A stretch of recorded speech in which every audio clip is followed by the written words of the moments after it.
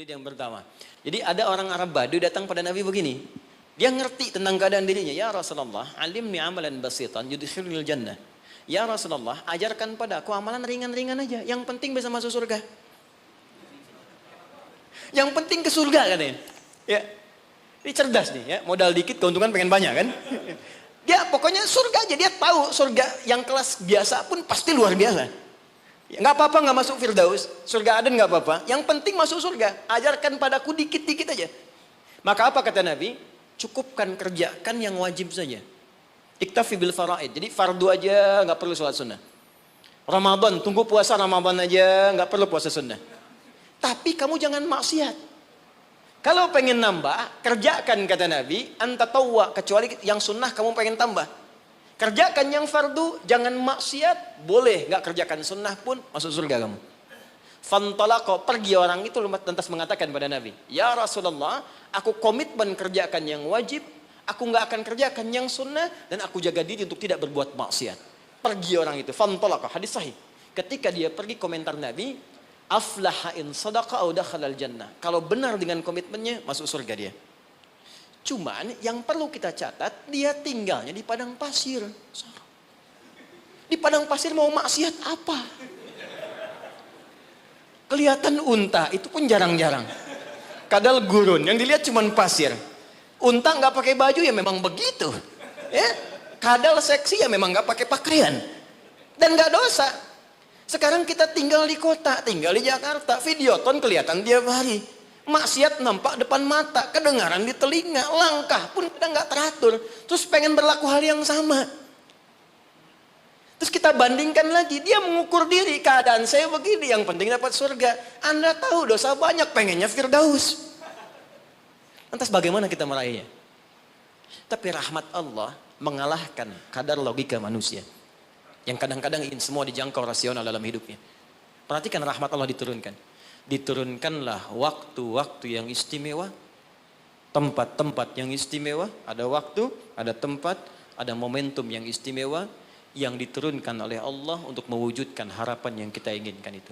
Dengan turunnya waktu itu bisa menutup di antara keutamaannya dosa-dosa yang pernah dikumpulkan dalam masa kita hidup sampai di momentum yang kita rasakan. Jadi kalau kita kumpulkan dosanya cukup banyak, kita kerjakan amalan di waktu yang spesial itu, maka seketika dosa bisa digugurkan oleh Allah Subhanahu wa taala. Ada sifatnya waktu, ada tempat, ada peristiwa atau momentum. Di antara waktu yang mulia itu, yang saat Anda kerjakan amalannya bisa menggugurkan dosa, bahkan bisa merubah perilaku kita jadi lebih baik, adalah bulan Rajab. Saya ulangi, adalah bulan Rajab. Saking pentingnya bulan Rajab ini, Allah sampai menurunkan satu ayat untuk menyandingkan keutamaannya dengan bulan-bulan haram yang lain, serta Nabi sampai meminta kita untuk meningkatkan ibadah, dan bukan sekedar meminta, tapi Nabi sendiri meningkatkan ibadah di bulan ini sebagai pembuka kebaikan di bulan-bulan yang lainnya. Apa di antara keutamaannya? Ini yang coba saya urutkan dalam sisa waktu 10 menit ke depan. Dan apa yang bisa kita raih ketika kita mengerjakan itu. Oke. 1. Rajab adalah pembuka semua bulan kebaikan. Saya tanya sebentar. Di antara sekian bulan, 1 tahun 12 bulan itu, ada bulan yang paling baik, namanya bulan apa? Ramadan. Di situ ada puasa. Setelah itu ada apa? Yang kita dapat Idul Fitri di situ? Syawal, bahkan ada puasa. Apa lagi? Dzulhijjah, ya, ada Idul Adha di situ, Dzulhijjah. Kalau kita lihat hadisnya, bulan ke-11 pun Dzulqa'dah, bulan bagus, disebut bulan haram, Dzulqa'dah. Sebelum Ramadan, itu bulan yang sangat digemari oleh Nabi, sampai Nabi banyak puasa di bulan itu, yaitu Sya'ban. 1, 2, 3, 4, 5. Ada dari 12 bulan, ada 5 bulan yang sangat istimewa, sifatnya berurutan.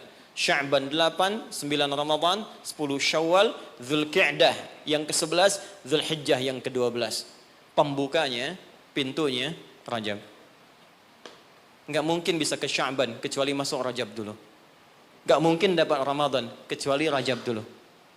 Karena itulah Nabi bahkan pernah mengatakan dalam beberapa kesempatan, diteruskan sampai kepada kita, hati-hati, amalan-amalan ini.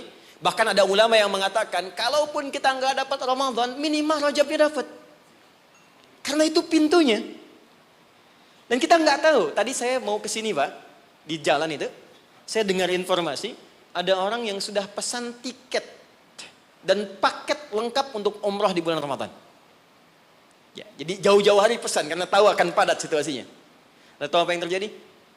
Ternyata harap-harap ingin ke Ramadan, masuk bulan Rajab, wafat semua orang itu.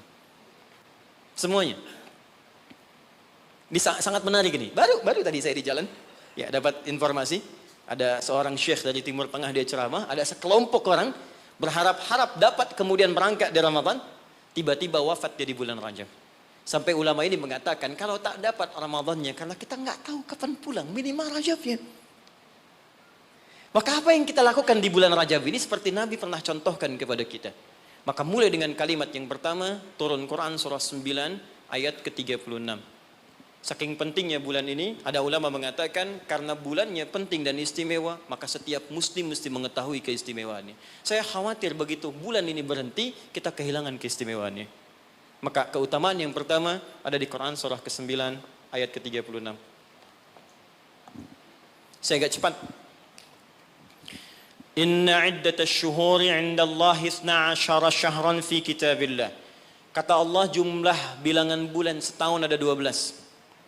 Yauma khalaqas samawati wal ard. Sejak diciptakan langit dan bumi aku telah tetapkan setahun 12 bulan. Minha arba'atun hurum. Dari 12 itu ada 4 yang spesial. Disebut bulan hurum. Ingat teman-teman, ada haram, ada muharram, ada al-muharram, ada muhrim, ada mahram, ada hurum. Itu beda. Haram, hukum. Larangan mengerjakan sesuatu. Apa hukumnya mabuk? Haram. Ingat, apa hukumnya mencuri? Haram. Hukumnya korupsi? Haram. Karena itu orang beriman gak mungkin korupsi. Awas, hati-hati. Awas, pegawai Pertamina yang beriman gak mungkin mencuri. Gak mungkin nyogok. Gak mungkin korupsi. Hati-hati, haram. Perbuatannya disebut muharram. Mabuk itu muharram. Hukumnya haram. Jelas? Kalau kita ingin meninggalkan yang dilarang itu, yang haram-haram, tambahkan hamzah di depannya, harakatnya menggunakan ahrama. Sifatnya disebut ihram. Karena itu kalau Anda sudah mengenakan kain ihram, ada ajaran hikmah di situ, falsafahnya. Kalau sudah pakai kain ihram, maka tinggalkan semua larangan-larangan. Nggak boleh potong kuku, nggak boleh merusak tanaman, nggak boleh tepuk nyamuk seharga kambing. Anda tepuk, bayar damnya seharga kambing. Ihram. Itu latihan. Maksudnya pulang umroh, pulang haji, sudah terbiasa meninggalkan yang haram. Jangan pulang umroh, korupsinya lebih gede misalnya. Ya. Jangan kurang umroh, dosanya lebih banyak. Ya, seperti masuk pom bensin, masuk Pertamina. Dimulai dari 0 ya. Nah, 0, kosong lagi. Hilangkan. 1, 2, 3, kosong. Pelakunya disebut muhrim. Kalau dia punya kakak, punya adik, yang tidak diperkenankan menikah di antara keduanya, maka disebut mahram namanya. Kalau Anda kumpulkan semua itu, latihan meninggalkan yang haram, terbiasa mengerjakan yang halal, menjauhi yang dilarang, maka disatukan menjadi jamak, bentuknya disebut hurum namanya. Ada 4 bulan disebut bulan hurum, 3 berurutan kata Nabi, 1 terpisah. Yang 3 itu Dzulqa'dah 11, Dzulhijjah 12, Al-Muharram bulan pertama, yang keempat namanya Rajab. Dan kita sekarang ada di bulan ini. Siapa yang masih ingat sekarang tanggal berapa? Sekarang tanggal 17 Rajab 1441 Hijrah. Kita sekarang ada di bulan spesial ini. Amalan pertama, apa yang harus kita kerjakan di bulan ini? Teruskan ayatnya. Dzalikad dinul qayyim fala tadhlimu fihinna anfusakum. Orang yang agamanya benar, yang Islamnya baik kata Allah, maka dia akan memanfaatkan Rajab dengan mengerjakan amalan yang pertama. Apa itu? Fala tadhlimu fihinna anfusakum. Mulai banyak evaluasi diri supaya tidak berbuat zalim, minimal berlatih di bulan ini. Amalan pertama, introspeksi diri.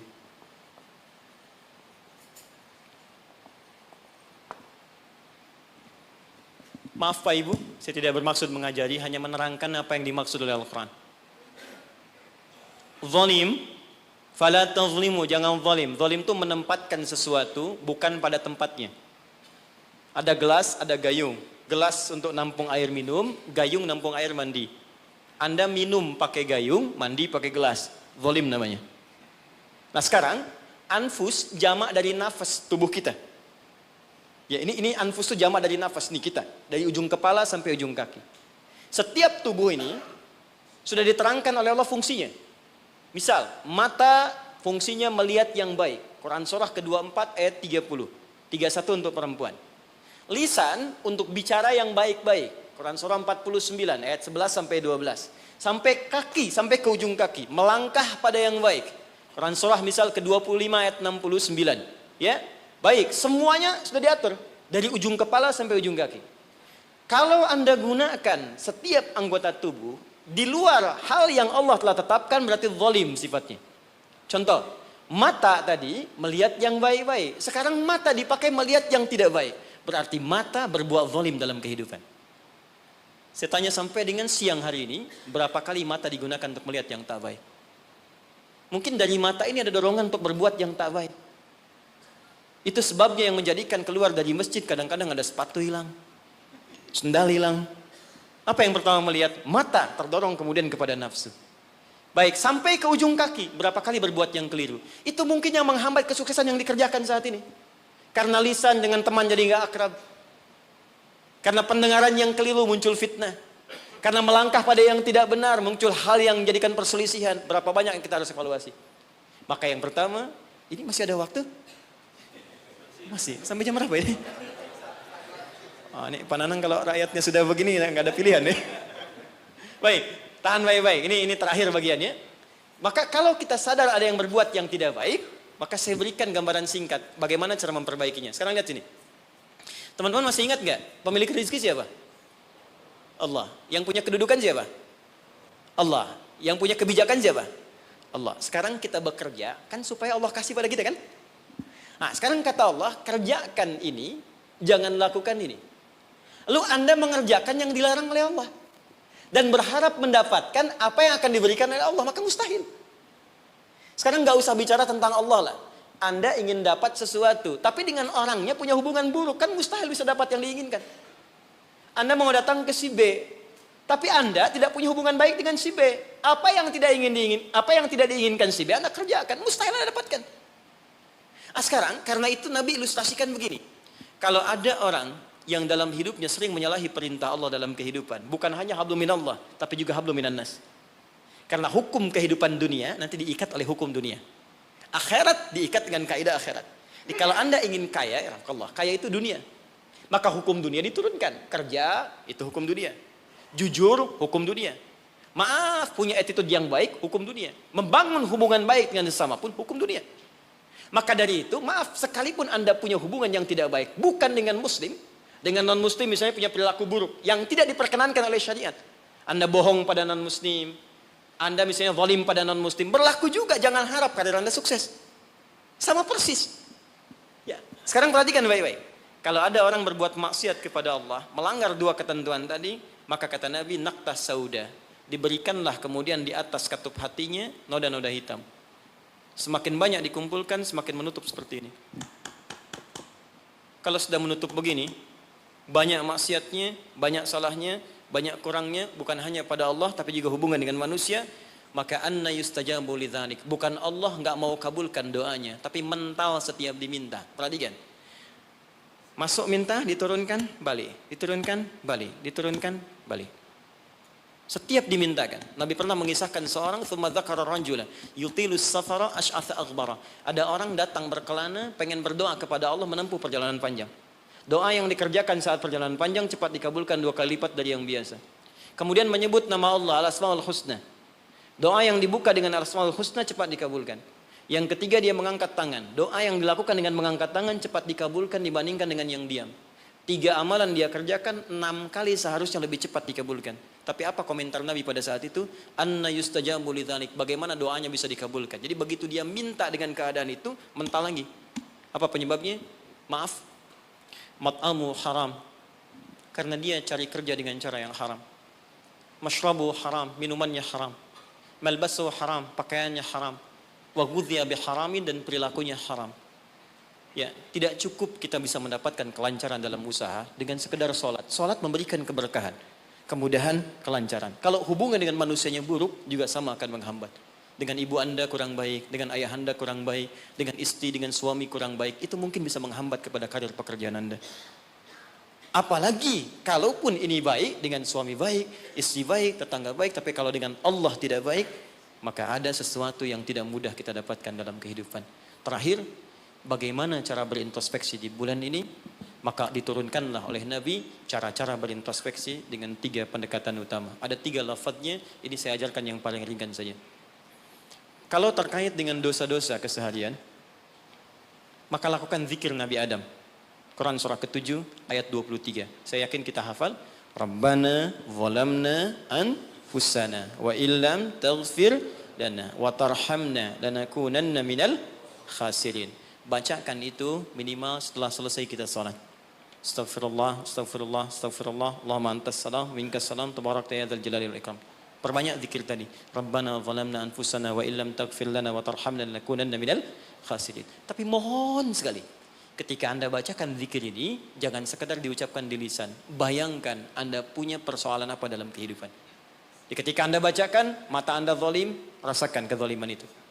Ketika dengan orang tua tak bagus, bayangkan perbuatan buruk yang sedang Anda kerjakan. Begitu Anda bacakan, air mata Anda menetes, seketika ampunan Allah akan diturunkan kepada kita. Dan gugur perbuatan buruk yang pernah kita lakukan. 2, ini cepat, ada dosa yang terkait dengan aktivitas pekerjaan yang sedang kita lakukan.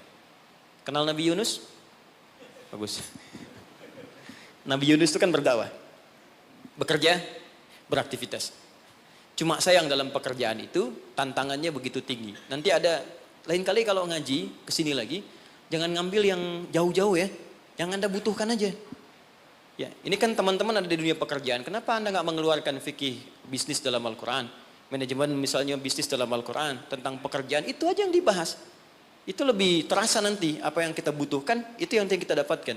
Ada di Quran cara misalnya memudahkan kita mendapatkan kemudahan dalam pekerjaan. Tantangannya apa saja, ini yang terjadi kalau Anda bisnis begini, ini yang mungkin terjadi pada orang, penyakit ini yang muncul dari ria untuk diri yang meraih kesuksesan, dari yang iri hati, yang dengki, mengobatinya bagaimana, ada semua. Nah, Nabi Yunus salah satu tipikal yang dicontohkan oleh Allah. Sedang beraktivitas, bekerja, dapat tantangan tidak biasa. Ingat ini ya, kalau tantangannya begitu tinggi, maka lawannya sepadan. Di balik itu Allah ingin menganugerahkan anugerah yang tidak biasa. Karena ujian berat tidak akan diberikan pada orang kecil. Ya, jadi kalau Pertamina misalnya sedang menghadapi ini sesuatu yang besar, tantangan besar, artinya di balik itu ada anugerah besar yang akan dihadapkan kepada Anda. Karena itu ingat baik-baik, dalam konteks ini Al-Quran mengatakan hanya orang-orang besar yang bisa melewati itu. Kadang-kadang di situ akan kelihatan, orang yang cuma malas numpang kerja saja akan terlihat. Orang yang butuh tantangan, dia akan dihadapkan pada kesuksesan. Secara singkat, dakwah diusir, masuk ke kapal sampai dilemparkan ke lautan. Ya, jadi dakwahnya diisengi, diusili, sampai yang terakhir puncaknya dilempar ke lautan, masuk dalam perut ikan paus. Saya mau tanya sebentar, kalau masuk perut ikan paus, kira-kira pengap atau tidak? Sudah pernah masuk? Pengap, gelap, sulit kan? Baik ya? Nah, gambarannya nonton film Pinocchio kelihatan kan? Nah, sekarang lihat baik-baik. Ketika Nabi Yunus alaihissalam ada dalam perut ikan paus itu, sempat terlintas dengan sifat kemanusiaannya. Kapan saya bisa keluar dari persoalan ini? Kapan Allah tolong saya? Itu fitrah kemanusiaannya. Tapi fitrah kenabiannya, karena beliau maksum, diluruskan oleh Allah. Jangan mengeluh. Ini jalan menuju kesuksesan. Bagian dari kebaikan yang mungkin kamu akan dapatkan. Lakukan zikir ini, begitu diucapkan zikirnya, dikeluarkanlah dari kesulitan itu. Saya mau tanya sebentar. Tadi masuknya ke perut ikan apa? Ikan paus. Tapi ketika dikeluarkan, bahasa Qurannya, bukan saya keluarkan dari perut ikan paus, tapi Allah katakan dengan kalimat yang sangat indah. Di ujungnya ditutup, siapapun yang punya persoalan yang sama seperti Yunus, kalau melakukan zikir yang sama, aku akan bebaskan dari setiap kesulitan aktivitas yang sedang ia lakukan. Buka Quran surah ke-21, ayat 87 sampai 88. Wa dhannuni idh dhahaba mughadiba fa dhanna an lan naqdira alaihi fanada fi dhulumati alla ilaha illa anta subhanaka inni kuntu minadh zalimin fastajabna lahu fanajjaynahu minal gham. Masuk ke perut ikan paus tapi dikeluarkan bahasanya menggunakan gham. Apa itu gham? Gham itu secara singkat awan gelap yang menaungi, ghammun. Orang Arab menggunakan kalimat gham pada setiap peristiwa yang membuat kita gelap, pengap, lelah, capek. Anda yang ngajukan tender, Anda yang dapat proyek diserobot oleh orang lain, bukankah tiba-tiba merasa lemas? Langsung gelap, padahal matahari begitu terang. Jadi nggak enak makan, jadi lunglai, tiba-tiba stres. Ya, dirawat saja. Anda yang mencoba melamar, tiba-tiba dipinang oleh orang lain. Ya, gelap, capek, lunglai. Ya, gelap, itu gom namanya. Jadi maaf, ada orang yang memang nggak masuk ke perut ikan paus, tapi mengalami peristiwa yang luar biasa. Tantangan besar, jahilin orang, oh, kok mesti saya? Tiba-tiba keluar di lisan, ya Allah kenapa saya? Saya tahajud, saya puasa juga. Saya baca Quran juga ya Allah. Apa kurang saya? Kurang sabar. Ya, ternyata kadang-kadang terucap teman-teman sedang kerja. Ya, bebannya begitu tinggi. Udah gali-gali, udah tahajud, minyaknya nggak dapet. Ya, atau tiba-tiba sudah dibilang nggak dapet, terus diambil orang gitu. Apa yang harus dikerjakan? Itu pernah terjadi. Kata Allah, lakukan zikir Nabi Yunus alaihissalam. Ada yang salah dalam diri kita. Yang ngatur itu Allah. Jangan mengeluh. Ya, 2 kali lipat motivasi munculkan lagi, petakan lagi, tambah lagi pengetahuannya, kerja lebih maksimal lagi, maka pembukanya dibuka dengan kalimat zikir. Ini yang membebaskan kita dari kesulitan. Jadi kalau Anda sedang praktek, kerja dimanapun, offshore kah itu atau di darat kah, atau ada kesulitan di kantor, bacakan zikir ini. Ini bagian dari hal yang ketika kita bacakan bisa menghilangkan kesulitan yang kita sedang rasakan. Rabbana, masih ingat? Wa nada fi dhulumati alla ilaha illa anta subhanaka inni kuntu minal zalimin. La ilaha illa anta subhanaka inni kuntu minal zalimin. Rutinkan zikir itu, terutama kalau mendapatkan kesulitan dalam pekerjaan-pekerjaan atau beraktivitas. Yang terakhir saya tutup, sekarang sedang banyak penyakit menyebar di mana-mana, sampai orang yang sakit biasa pun dicurigai, batuk di kereta tiba-tiba digulung, batuk di pesawat dikeluarin, padahal cuma batuk aja gitu kan. Ya, ada juga yang kemudian kena ini, kena itu dan sebagainya. Kita mesti kuat. Ya, karena kepanikan itu juga bagian dari kelemahan yang mungkin bisa menambah penyebaran virus atau apapun dengan cepat. Maka Allah mengajarkan zikir lewat Nabi Ayyub alaihissalam. Kalau kita bisa kerjakan ini, maka Allah akan berikan kekuatan lebih dibanding yang lain-lainnya. Zikirnya ditemukan di Quran surah ke-21 ayat 83 sampai dengan 84. Wa ayyuba idznala rabbahu anni massaniyadurru wa anta arhamur rahimin. Saya ajarkan zikir ini tidak main-main. Kalau ada yang divonis penyakit, entah Anda, kerabat Anda, keluarga Anda, sepupu dan sebagainya, dan dokter mengatakan mustahil sembuh, maka bacakan zikir ini. Allah sudah berjanji di ayat 84-nya, siapa yang mengamalkan zikir ini, saya akan sembuhkan penyakitnya, walaupun ia menderita penyakit seperti Ayyub alaihissalam yang tidak pernah dialami orang sebelumnya atau dirasakan orang setelahnya. Karena kadang-kadang ada keluhan ketika sakit. Ya Allah, kenapa saya begini? Ya Allah, kapan sembuhnya? Bacakan zikirnya, anni massaniyadurru wa anta arhamur rahimin. Saya tutup. Rajab, keutamaan yang pertama akan mempercepat anugerah Allah untuk mengampuni dosa-dosa yang pernah berjalan selama hidup kita. Maka isi bulan ini dengan istighfar. Istighfar, istighfar, istighfar yang baik, koreksi diri kita. Sehingga saat masuk bulan Ramadan, kita sudah dalam keadaan yang optimal untuk bisa mendapatkan semua kenikmatannya. Maka mohon izin, maaf, pulang dari sini, coba cek dulu Pak ya. Ibu di rumah dengan anak-anak mungkin ada masalah, selesaikan. Dengan pasangan hidup, di kantor. Jangan sampai itu yang memberatkan Anda ketika pulang kepada Allah Subhanahu wa Ta'ala. Ini bagian pesan yang pertama. Yang kedua, tingkatkan amal saleh. Ya, Ibnu Abbas mengatakan, orang yang sengaja maksiat di bulan Rajab, karena tadi ada ayatnya, maka dosanya 2 kali lipat di hari biasa. 2 kali lipat. Di orang yang bikin hoax sekarang ini, jadi buzzer, jadi macam-macam, itu 2 kali lipat dosa hari biasa.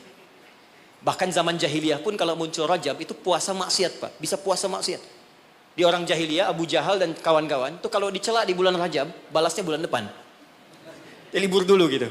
Nah, sekarang orang jahiliyah aja takut bermaksiat di bulan Rajab. Maka bagaimana dengan kita yang masuk dalam nilai-nilai kebaikan? Ya, dua itu. Sama persis dengan orang yang berbuat baik, pahalanya 2 kali lipat di hari biasa. Itu nasnya ada tersambung pada Ibnu Abbas radhiyallahu taala anhuma.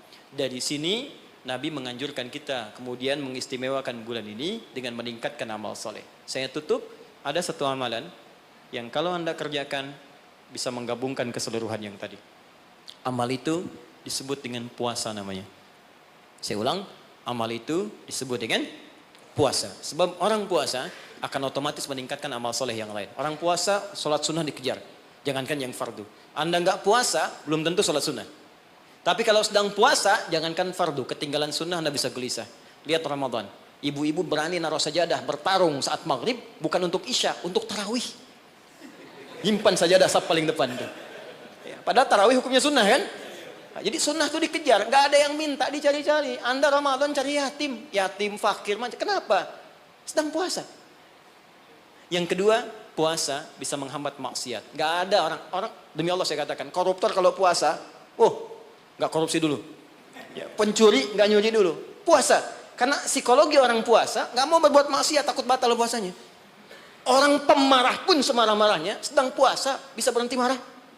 Buka jam 6, 6 kurang 5 diprovokasi. Dia diam aja. Istrinya nanya, papa gak marah? Ntar habis buka. Dia tahan. Nah, jadi tolong hidupkan bulan ini. Yuk kita mulai. Jangan coba dulu pelan-pelan ya. Jangan langsung tinggi-tinggi. Ya. Sehari dulu puasa. Sekarang Kamis tunggu Senin. Karena kalau orang banyak puasa, kita puasanya akan lebih ringan. Ya, nanti kalau sudah Senin istirahat dulu. Kamis puasa lagi. Ya supaya terbiasa. Nanti saat Ramadan kita sudah lebih sempurna. Tapi hati-hati. Karena bulan ini istimewa. Dulu banyak orang abai tentang bulan ini. Sehingga ada orang-orang yang tidak mengerti. Berbuatlah dengan membuat hadis-hadis palsu. Ya, siapa yang puasa sehari bulan Rajab akan dapat begini. Siapa yang sholat pertama bulan Rajab diampuni semua dosanya. Pernah dengar hadis itu? Hadis itu palsu. Bahkan saking palsunya, di kitab hadis palsu pun tidak ditemukan. Saking palsunya. Tapi ada salah persepsi di masyarakat. Apa salah persepsinya? Dikira Rajab nggak ada keutamaannya. Karena yang diketengahkan hadis palsu, hadis palsu. Akhirnya orang malas puasa. Orang malas sholat malam. Padahal yang sahih ada. Jadi kalau ada yang sahih, kenapa menggunakan yang palsu? Jadi kalau Anda ingin sholat malam, sholat saja. Tahajud namanya. Silahkan tahajud, perbanyak malam, tingkatkan ketaatan. Siangnya silahkan puasa, gunakan yang sahihnya. Mudah-mudahan dosa kita diampuni oleh Allah Subhanahu Wa Taala. Tidak cukup dengan amin, ya koreksi diri dulu, kemudian perbaiki.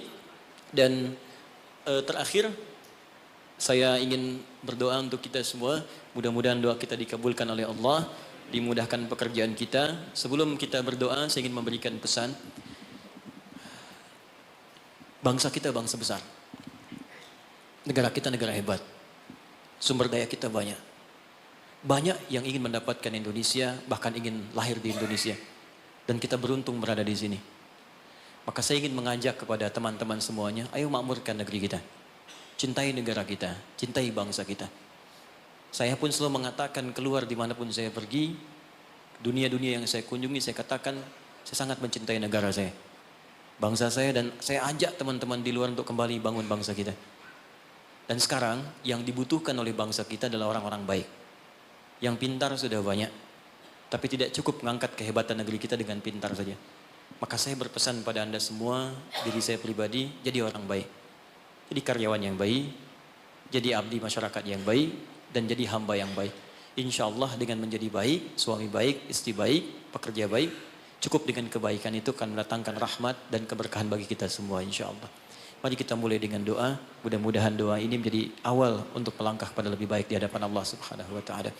Allahumma taqabbal minna innaka antas sami'ul alim wa tub alaina innaka antat tawwabur rahim. Allahumma 'allimna ma yanfa'una. Allahumma 'allimna ma jahilna. Ya Allah, mohon ajarkan pada kami pengetahuan yang baik yang mengentaskan ketidaktahuan kami. Allahumma ya Allah, wafiqna bima ta'allamna bihi na'mala bih. Ya Allah, berikan kami kekuatan untuk mengamalkan apa yang telah kami pelajari dan kami pahami. Rabbana la tada' lana fi maqamina hadha wa fi kulli maqamin dhanban illa ghafartah. Ya Allah, jika ada pendosa hadir di ruangan ini, jangan biarkan dia meninggalkan tempat ini kecuali Engkau telah ampuni segala dosa-dosanya. Wala hamman illa farajtah. Jika ada yang tengah gelisah di tempat ini, maka mohon tenangkan keadaan hatinya sebelum ia meninggalkan ruangan ini. Allahumma wala maridan illa syafaitah. Jika ada di antara kami yang tengah Engkau uji dengan penyakit seberat apapun, maka mohon angkat penyakitnya dan sembuhkan keadaan dirinya. Allahumma wala asiran illa yassartah.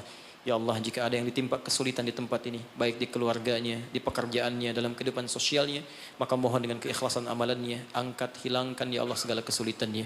Allahumma Rabbana, Allahumma barik lana ya Allah fi kulli umurina wa fi kulli umrina. Ya Allah, anugerahkan keberkahan ya Allah kepada usia kami, kepada umur kami dan seluruh aktivitas kami. Wa taqabbal minna jami' amalina salihah, dan mohon ya Allah terima seluruh amal kebaikan kami. Berkahi kami di bulan Rajab ini ya Allah, bimbing kami untuk berbuat baik ya Allah, dan sampaikan kami pada bulan-bulan kebaikan di Sya'ban, di Ramadan, di Syawal, dan bernilai baik di dalamnya.